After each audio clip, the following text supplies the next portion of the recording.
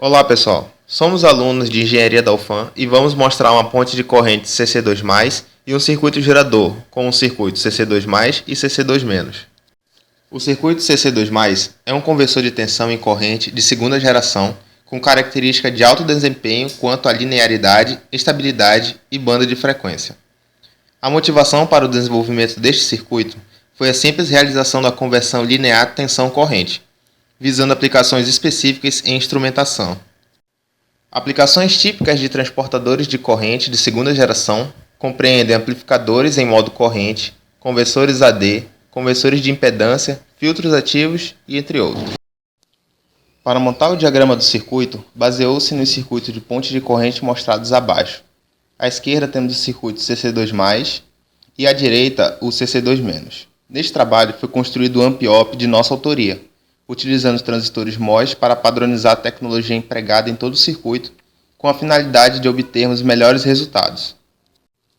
Inserimos um capacitor de compensação no AmpOp para que o sistema possua margem de fase de modo que possa operar em estabilidade.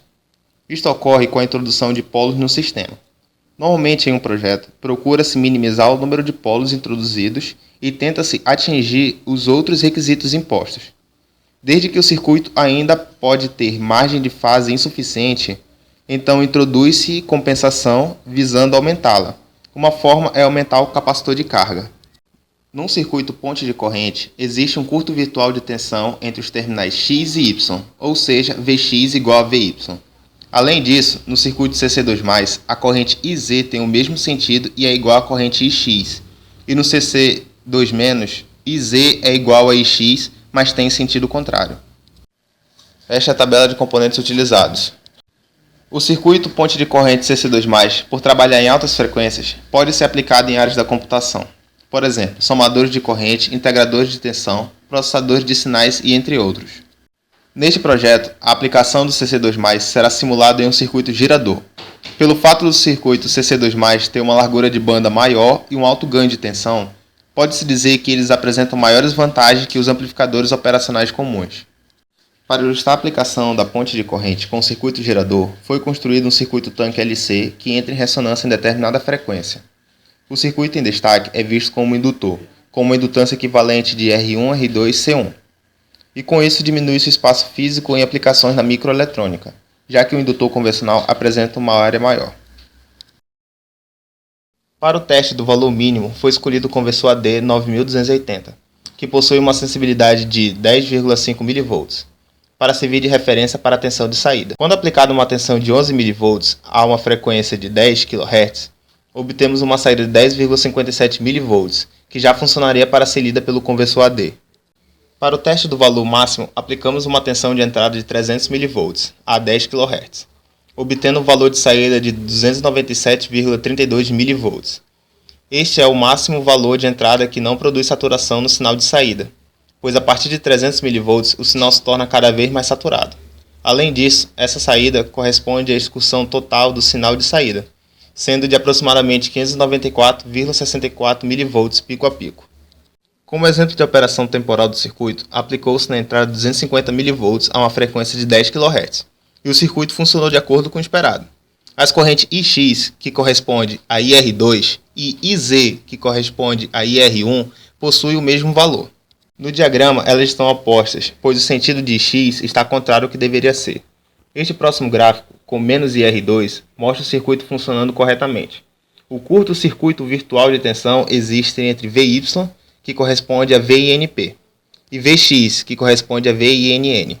Pode ser visto neste gráfico e neste gráfico. Dessa forma, pode-se concluir que o circuito funcionou corretamente. Para os testes em frequência, não podemos usar a análise AC padrão do LT-Spice, pois ele apresenta algumas limitações neste tipo de análise, o que compromete os resultados obtidos. Vimos que a análise AC não funciona bem para circuitos ativos, pois o simulador não mantém o nível DC de polarização do circuito.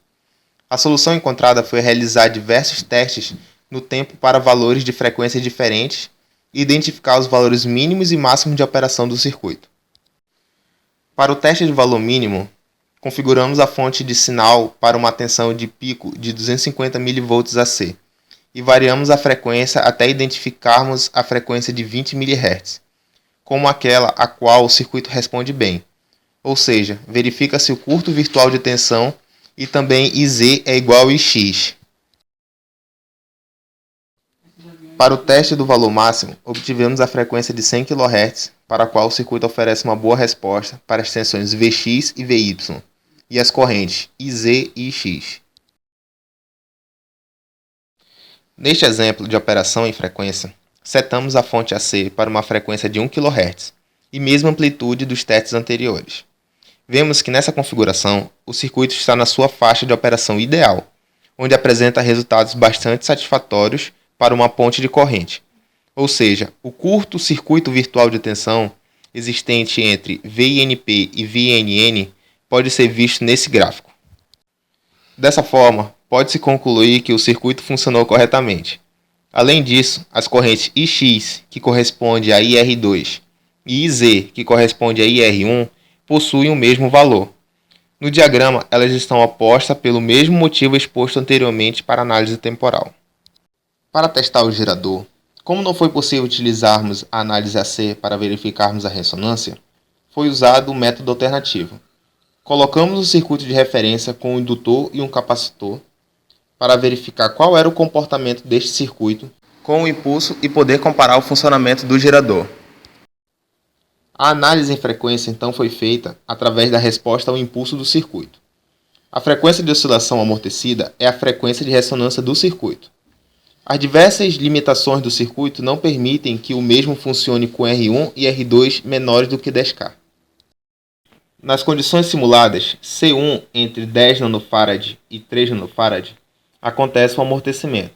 De 2 nF para baixo, a oscilação não amortece totalmente. Assim, a frequência de ressonância é dada pelo inverso do período de oscilação. Temos dois exemplos de funcionamento. Este é para 3 nF e este é para 10 nF. E este é de 1 nF. Fora desta faixa de valores de capacitância para C1, não ocorre mais ressonância.